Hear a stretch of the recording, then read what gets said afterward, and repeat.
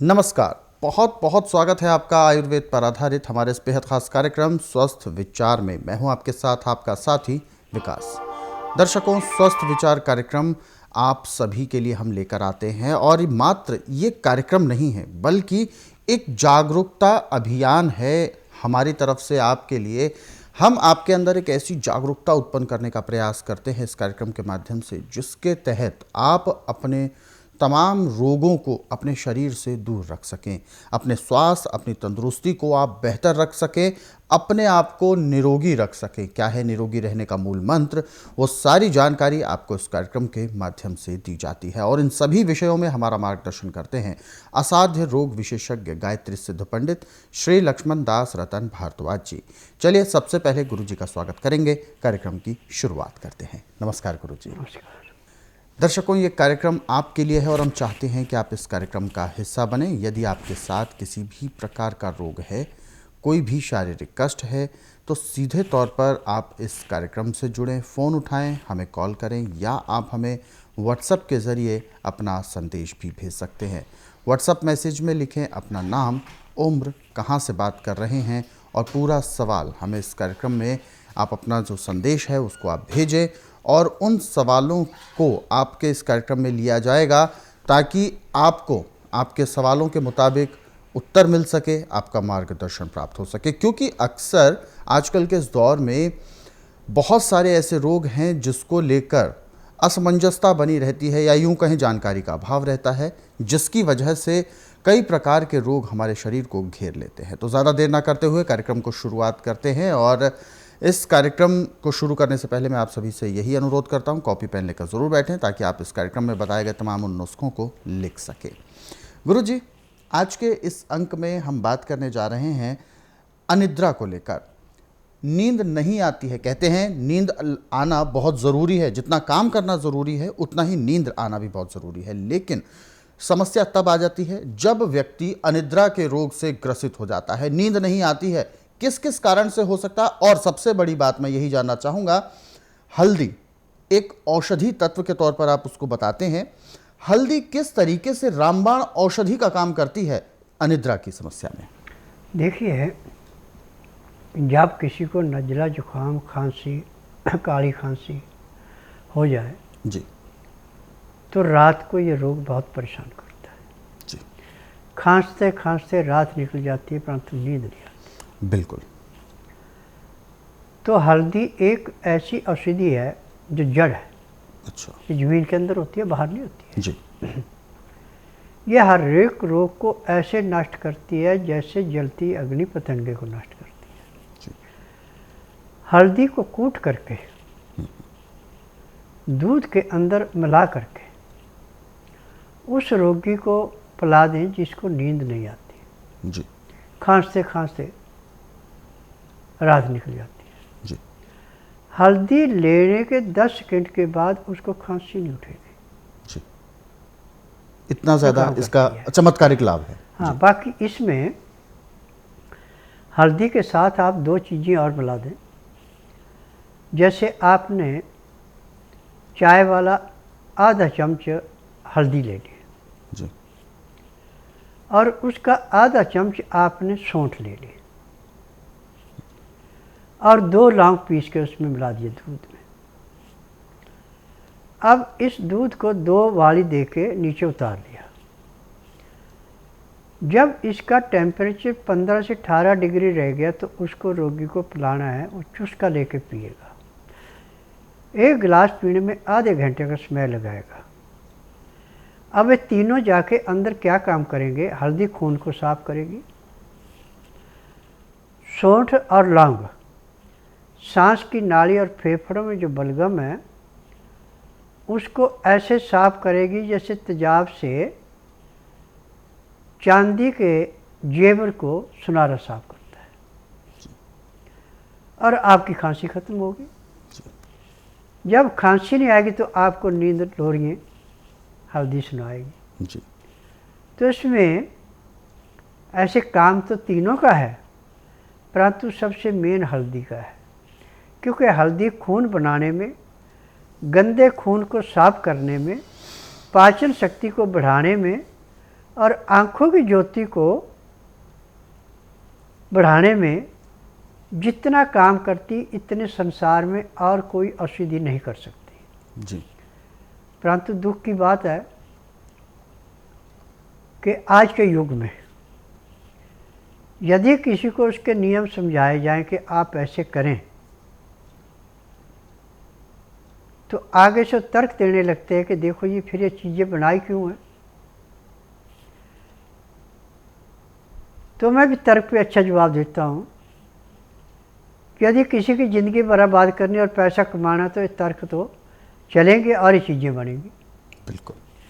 परंतु जिसने जीवन को सुधारना है, रोगों से मुक्त रहना है और गाढ़ी खून पसीने की कमाई बचा के रखनी है, उसको ठंडा पानी कभी नहीं पीना चाहिए। फ्रिज एसी से जितने दूर रहेंगे उतने ही आप अच्छे रहेंगे। पकी हुई चीज़ कोई भी फ्रिज में कभी नहीं रखनी चाहिए। कच्ची चीज़ आप फ्रिज में रख सकते हैं, परंतु बनाने से 2 घंटे पहले उसको बाहर निकाल लें। फिर 2 घंटे के बाद पहले गर्म पानी से उसको धोएं, फिर ताज़े पानी से धो के बनाते हैं तो उसका साइड इफ़ेक्ट नहीं पड़ता। क्योंकि फ्रिज में, एसी में अमोनियम गैस होती है। ये अमोनियम गैस सांस की नाली में, फेफड़ों में जाके ऐसे बैठती है जैसे पहाड़ों पे बर्फ़ जमती है और फिर रोगों को निमंत्रण मिलता है। स्वास्थ्य विचार एकमात्र ऐसा आश्रम है कि इसमें ना तो रोगी से पूछा जाता कि आपको तकलीफ़ क्या है और ना उसका कागज पत्र देखा जाता, ना किसी किस्म की रिपोर्ट देखी जाती है। यहाँ का नियम है कि बुधवार की मैं छुट्टी रखता हूँ, गुरुवार से लेकर मंगलवार तक नाड़ी परीक्षण करता हूँ। नाड़ी परीक्षण के लिए जिस दिन भी आपने आना उस दिन रात्रि 10 बजे तक खा पी के दातन कूड़ा करके बड़ी इलायची मुंह में रख के चूसते हैं। सुबह 9 से 10 के अंदर अपना नामकरण कराते हैं। 10 से 12 में नाड़ी परीक्षण करता हूँ। तो नाड़ी परीक्षण में पैर के तलुए से सिर के बाल तक की MRI, CT scan, x-ray, ultrasound, ECG, sonography सब कुछ 5 सेकंड में हो जाते हैं। फिर रोगी को बताया जाता है कि आपके इस अंग में ये तकलीफ है और ये इतनी पुरानी है। ये मैं इसकी दवाइयाँ लिख रहा हूँ, ये परहेज हैं बाहर लिखे हुए। यदि आप परहेज कर सकते तो आप दवाई ले लें, यदि परहेज आपके बस के नहीं है तो दवाई मत लें, क्योंकि मेरी दवाइयाँ परहेज करेंगे तो अमृत के समान है, परहेज नहीं करेंगे तो मिट्टी है जी।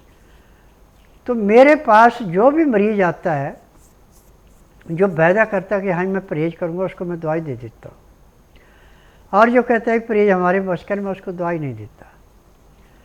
और मेरे पास पैर के तलुए से सिर के बाल तक का कोई भी रोग है, सबका समान दृष्टि से उपचार किया जाता है। और कितना भी पुराने से पुराना रोग है, जिस दिन रोगी मेरे आश्रम में आता है उसी दिन रोगी को कम से कम 10 से 15% आराम तो हर एक को मिलता है। जिसका भाग अच्छा है उसको 35 से 40 भी मिल जाता है। और मेरे आश्रम की दवाइयाँ सारी उम्र नहीं खानी पड़ती। किसी को 15 दिन, किसी को महीना, किसी को 1.5, किसी को 2, ज़्यादा ज़्यादा 3 महीने। जैसे रोग समाप्त होता है दवाइयाँ बंद हो जाती हैं। मैं नाड़ी वैद्य हूँ, मुझे 10,000 जड़ी बूटियों की पहचान है जिनसे मैं दवाइयाँ बनाता हूँ। और मेरी अपनी फार्मेसी दवाइयाँ बनाने की, मैं किसी की बनी बनाई दवाइयाँ नहीं बेचता। और मैंने डंके की चोट पे कहा है कि जिसका उपचार कहीं नहीं उसका उपचार मेरे पास है। आप चाहे मेडिकल में जाएं, चाहे आयुर्वेद में, यूनानी, होम्योपैथी, नेचुरल का किसी में भी जाए, वहाँ पे आपसे पूछा जाएगा आपको तकलीफ़ क्या है, कितने दिनों से है, तब आपको वो अपनी समझ के अनुसार दवाइयाँ देंगे। परंतु यहाँ पे इन सब से विपरीत है। ना तो रोगी से पूछा जाएगा, ना उसके साथ वाले से पूछा जाएगा, ना किसी मशीन से टेस्ट किया जाएगा, ना उसकी टेस्ट रिपोर्ट पूछी जाएगी। यहाँ पे जिस दिन आना उस दिन रात्रि 10 बजे तक खा पी के दातन कूड़ा करके बड़ी इलायची मुँह में रख के चूस रहे हैं। सुबह 9 से 10 के अंदर अपना नामकरण कराते हैं। 10 से 12 में नाड़ी परीक्षण करता हूँ। नाड़ी पृष्ठ में पैर के तलुए से सिर के बाल तक की MRI, CT scan, x-ray, ultrasound, ECG, sonography में जो भी नुक्स पाए जाते सब दवाइयाँ इकट्ठी दी जाती हैं, किसी एक रोग की दवाई नहीं देते। और मेरी दवाइयों का वजन 15 दिन का 15 किलो से 20 किलो के बीच में होता है, रोग के अनुसार दवाई दी जाती है। परंतु जिस दिन रोगी आता है उसी दिन 10 से 15% आराम तो हर एक को मिलता है, जिसका भाग अच्छा है उसको 35 से 40% भी मिल जाता है। और ये दवाइयाँ खाने की हैं, पीने की हैं, मालिश करने के तेल हैं, आँख में, नाक में, कान में डालने की दवाइयाँ हैं। इन दवाइयों को लेने के बाद 3:30 बजे एक्यूप्रेशर किया जाता है। उसी टाइम रोगी अपने मुंह से बोलता है कि मुझे आज इतने साल बाद इतना आराम मिला कि जिसकी मैं गणना नहीं कर सकता। क्योंकि स्वस्थ विचार में दवाइयों से, योग से, एक्यूप्रेशर से रोग को ऐसे काटा जाता है जैसे पकी हुई फसल को किसान खेत से काटता है। बिल्कुल। नमस्कार, मेरा नाम यशु राठी है। मेरी उम्र 33 साल की है और मैं पंचकुला से आई हूँ। मेरे को शादी के बाद से ही जो एक महिलाओं में आम तरह की प्रॉब्लम होती है उस तरह की प्रॉब्लम होने लग गई। मैंने अपना पीजीआई चंडीगढ़, पीजीआई रोहतक और एम्स में और बहुत सारे बड़े बड़े डॉक्टर्स को अपना इलाज कराया, लेकिन हर बार हर डॉक्टर का अलग अलग ओपिनियन होने की वजह से एक कोई प्रॉब्लम पे कोई भी डॉक्टर नहीं निकल पाया। और हर महीने मुझे या तो हार्मोन्स का इंजेक्शन या हार्मोन्स की मेडिसिन खानी पड़ रही थी, जिससे एक तो मेरे अंदर सबसे बड़ी प्रॉब्लम कि मेरा वेट बढ़ गया, मेरी जो याददाश्त थी वो कमज़ोर होती गई, आईसाइट थी वो वीक हो गई, और मेरे अंदर इतना लेजीनेस, थायराइड की प्रॉब्लम और मेरे साथ साथ आ गई। तो इससे मैं इतनी परेशान हो गई थी कि मेरी जैसे जैसे आगे आगे एज और होती गई तो मैं और हर तरह की प्रॉब्लम से इनसे इतनी घबरा चुकी थी कि भी मुझे अब लग रहा था कि मैं शायद कभी नहीं ठीक हो पाऊँगी। लेकिन टीवी में बाबा जी को, गुरु जी को देखा तो मेरी मामा जी, मेरी मम्मी और मेरी मौसी जी सबसे पहले यहाँ पर आए थे मेरे मामा जी को, और इनको प्रॉब्लम थी उनको लेकर। मेरे मामा जी को आराम हुआ तो मेरी मम्मी के अंदर विश्वास जागा, तो फिर वो मुझे यहाँ लेकर आए। मैंने विश्वास से, उन्होंने कहा कि परहेज़ कर सकती हो तो खाना। मैं परहेज़ नहीं कर सकती थी, लेकिन फिर भी पता नहीं क्यों एक श्रद्धा से जागी कि भी यीशु जहाँ इतनी दवाइयाँ खा के देखी है वहाँ ये और करके देख। तो मैंने श्रद्धा से 15 दिन लगकर जो भी स्वामी जी ने मेरी दवाइयाँ दी मैंने वो खाई। सबसे बड़ी बात, मुझे आके जैसे यहाँ डॉक्टरों को बताना पड़ता था कि मुझे ये प्रॉब्लम है, मुझे गुरुजी को कुछ नहीं बताना पड़ा। उन्होंने मेरी नाड़ी देखी, खाली पेट बुलाया था, उन्होंने मेरी नाड़ी देखी और नाड़ी देखने के बाद उन्होंने अपने आप ही मेरी सारी जो थी तकलीफ़ें उन्होंने वो सारी अपने आप ही जान ली और मुझे कहा कि बेटा ये लग कर विश्वास से दवाई खा। और मैंने 15 दिन दवाई खाई। मेरा 84 kgs वेट था और अब मेरा 76 हो गया है। मैं बहुत ज़्यादा हल्का महसूस कर रही हूँ। मेरी आई साइड में भी बहुत फ़र्क हुआ है और सबसे बड़ी बात, मेरे को जैसे मेरा वेट बढ़ता गया था मेरे अंदर एक स्नोरिंग की प्रॉब्लम हो गई थी कि मैं खराटे बहुत ज़्यादा लेती, तो मेरे खराटे अब बिल्कुल बंद हो गए हैं। मैं बहुत एक्टिव महसूस कर रही हूँ अपने आप को पहले से। मेरा नाम स्वीटी है, मैं बड़ौद से आई हूँ।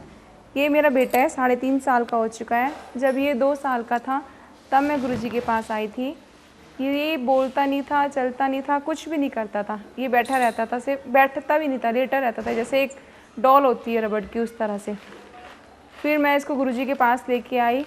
इसका ट्रीटमेंट चलते हुए 1.5 साल हो चुका है। अब ये सब कुछ करने लगा है, उठता है, बैठता है, खेलता है, हंसता है, बोलता है, खाता पीता भी है। एक्टिविटी भी इसकी बहुत अच्छी हो गई है, चलने भी लगा है। काफ़ी अच्छी अच्छी जगह हमने इसको दिखाया, सबने बोला कि ये कभी ठीक नहीं होगा, ये ऐसे ही रहेगा, ना कभी चलेगा ना फिरेगा, कुछ नहीं करेगा। फिर हम इसको गुरुजी के पास लेके आए थे जब ये 2 साल का हो चुका था। दौरे भी आते थे इसको। उसके बाद अब दौरे नहीं आते? अब इसको दौरे नहीं आते हैं, सारा काम करते, मतलब उठता है, अब ये सब करता है। आगे बढ़ते हैं कार्यक्रम में। दर्शक हमारे साथ हैं लाइन पर, आइए उनसे बात करते हैं। हेलो। हाँ बाबा जी नमस्ते। जी, सबसे पहले आप अपना नाम बताएं। मेरा नाम राकेश कुमार है बाबा जी। जी राकेश जी, अपना सवाल पूछिए, गुरुजी सुन रहे हैं आपको। सीधा आप गुरुजी से बात करिए और बताएं क्या सवाल है आपका। जी गुरुजी नमस्ते। बोल रहे हैं कि हम 17 हजारीबाग से बोल रहे हैं। जी। मेरा 2-3 साल पहले इंफेक्शन का का लास्ट होता जी बहाना हुआ था। ये किसी के पास कोई डॉक्टर ने हमको गलत इंजेक्शन दे के इन्फेक्शन हो गया था जी और इन्फेक्शन होने के कारण हम इधर बहुत हॉस्पिटल में गए तो सब जगह लिए तो मेरा बचना मुश्किल हो गया था। जी कारण फिर हम ये डॉक्टर बोला कि इसको जितना जल्दी हो सके आप ये सफदरजंग हॉस्पिटल में लेके जाइए, इसका इलाज होगा वहाँ। जी तो फिर ये लेके आए तो मैंने 1 महीना वहाँ डॉक्टर लोग मेरा उपचार किए जी। तो मेरा कुछ तक ठीक था। अभी फिलहाल आपकी स्थिति क्या है? अभी की जो स्थिति है उसको बताएं आप। जी, तो डॉक्टर बोले कि ठीक हो जाएंगे आप। तो 3 साल हो गया, मेरा 4था साल ये चालू होने जा रहा है। तो जी। अभी तक मेरा पैर में जो मवाद आते रहता है और घाव जख्म ठीक नहीं होता है, सूजा रहता है घाव। हम पैर बहुत ऊपर करके रखते हैं। जी देखिए, आप बुधवार छोड़कर गुरुवार से लेके मंगलवार के बीच में मेरे आश्रम में आइए। जिस दिन आना उस दिन रात्रि 10 बजे तक खा पी के दातन कूड़ा करके बड़ी इलायची मुंह में रख के चूसते रहें। सुबह 9 से 10 के अंदर अपना नामकरण कराना। 10 से 12 मैं नाड़ी परीक्षण करूँगा। नाड़ी परीक्षण में पैर के तलुए से सिर के बाल तक की MRI, CT scan, x-ray, ultrasound, ECG, sonography सब कुछ 5 सेकंड में हो जाए। उसमें जो भी कमी आपके शरीर के अंदर पाई जाएगी वो दवाइयाँ दी जाएंगी। दवाइयाँ खाने की हैं, दवाइयाँ पीने की हैं, मालिश करने के तेल हैं, आँख में, नाक में, कान में डालने की दवाइयाँ हैं। यदि दवाइयाँ आप नियम से लेंगे, परहेज करेंगे और जहाँ पे आपको जख्म है वहाँ पे एक पाउडर और तेल मिला के पट्टी कर दी जाएगी 5 से 10 मिनट के लिए, तो आपको उसमें काफ़ी भयंकर दर्द भी होगा लगेगी, परंतु उसके बाद ऐसे ठंड पड़ेगी जैसे जड़े पे बर्फ़ रख के ठंड पड़ती है। और महीने 1.5 महीने में जख्म बिल्कुल साफ़ हो जाएगा। नासुर बन चुका है। नासुर का इलाज आज पूरे संसार में मेडिकल साइंस में, आयुर्वेद में, यूनानी, होम्योपैथिक, नेचुरोपैथ में नहीं है। ये मैं इसलिए कह रहा हूँ कि मेरे पास वही रोगी आता है जो सब जगह हार जाता है, और जिस दिन मेरे पास आता है उसी दिन उसको 10 से 15% आराम तो ज़रूर मिलता है। जिसका भाग अच्छा है उसको 35 से 40% भी मिल जाता है। और मेरी दवाइयाँ सारी उम्र नहीं खानी पड़ती। किसी को 15 दिन, किसी को महीना, किसी को 1.5, किसी को 2, ज़्यादा से ज़्यादा 3 महीने। जैसे रोग समाप्त होता है दवाइयाँ बंद हो जाती हैं। अब आप टीवी के माध्यम से ऐसे कई रोगियों को देखेंगे जिनका 8-8, 10-10 साल से इलाज चल रहा था और जख्म घटने के बजाय बढ़ता जा रहा था, और वो कितने दिन में यहाँ से ठीक हुआ और आज वो कितने खुश हैं। जी, आगे बढ़ते हैं, अपने विषय पर लौटते हैं जिस विषय पर हम चर्चा कर रहे थे। गुरुजी, जैसा कि आपने हल्दी के बारे में एक रामबाण उपचार हमें बताया, हालांकि ऐसे में एक कहावत भी याद आती है कि नींद के लिए हल्दी एक तरह से लोरी सुनाती है और नींद लेकर आती है। लेकिन मैं जानना चाहूँगा, ऐसा सुनने में आता है हल्दी गर्म होती है, और जिन लोगों के साथ गर्मी की समस्या होती है, क्या ऐसे लोग भी इस उपचार को कर सकते हैं? देखिए, नज़ला सर्द गर्म होने से होता है जी, और जिसको गर्मी होगी उसको खुश्की लाजमी होगी। जी, खुश्की को समाप्त करने के लिए और जितने खून के विकार है उनको नष्ट करने के लिए हल्दी से बढ़ के संसार में दूसरी कोई वस्तु नहीं है जी, परंतु ये लिमिट से लेनी पड़ती है कि एक टाइम में 1.5 से 2 ग्राम, इससे ज़्यादा नहीं लेते। जी। तो यानी इस हल्दी को लेने के लिए भी एक उसकी सही उचित मात्रा होनी चाहिए। हाँ। बिल्कुल। तो दर्शकों, बहुत सी ऐसी चीज़ें आपको हमने इस कार्यक्रम में बताई हैं जो वास्तव में रामबाण उपचार का काम करती हैं, और इसको आपने लिख ज़रूर लिया होगा, इसलिए हम आपको हमेशा याद दिलाते हैं जब भी आप इस कार्यक्रम को देखने बैठें तो कॉपी और पेन लेकर ज़रूर बैठा करें, क्योंकि कभी कभी ऐसे मौके आते हैं जब आपको रामबाण उपचार जानने का मौका मिलता है। तो इस मौके को गंवाएं नहीं, अपने साथ कॉपी पेन लेकर ज़रूर बैठा करें और इन नुस्खों को लिख ज़रूर लिया करें। हमारे इन कार्यक्रमों को आप अपने सरल सुविधाजनक समय पर भी देखना चाहते हैं तो YouTube के ज़रिए भी देख सकते हैं। हमारा यूट्यूब चैनल स्वस्थ विचार सेहत की बात, इस यूट्यूब चैनल को आप सर्च करें, सब्सक्राइब करें और इन कार्यक्रमों को ज़रूरतमंदों तक शेयर ज़रूर करें। दर्शकों, हमारे इन कार्यक्रमों में जो नुस्खे, जो उपचार बताए जाते हैं, या आप इन कार्यक्रमों को अपने सरल सुविधाजनक समय पर देखना चाहते हैं तो यूट्यूब के ज़रिए भी देख सकते हैं। हमारा यूट्यूब चैनल स्वस्थ विचार सेहत की बात, यूट्यूब चैनल को आप सर्च करें, सब्सक्राइब करें और इन कार्यक्रमों को ज़रूरतमंदों तक शेयर ज़रूर करें। हमारे इस कार्यक्रम को यानी स्वस्थ विचार कार्यक्रम को आप संस्कृति टीवी के माध्यम से देख पाते हैं और संस्कृति टीवी चैनल को अब से आप मोबाइल पर भी देख सकते हैं, या तो आप MX प्लेयर ऐप के ज़रिए देख सकते हैं, डेली न्यूज़ हंट के ज़रिए देख सकते हैं, या अब आप जियो ऐप के माध्यम से भी देख सकते हैं। तो आज ही अपने इन ऐप्स को डाउनलोड करें और संस्कृति टीवी चैनल को आप अपने मोबाइल पर देखने का लुत्फ़ उठाएं। फिलहाल आज के कार्यक्रम में बस इतना ही। गुरुजी, आपने अपना कीमती मार्गदर्शन दिया, आपका बहुत बहुत धन्यवाद। नमस्कार। दर्शकों, आज के इस विशेष कार्यक्रम में इतना ही। अगले अंक में आपसे फिर होगी मुलाकात एक नए विषय के साथ। तब तक के लिए मुझे दीजिए आज्ञा। नमस्कार।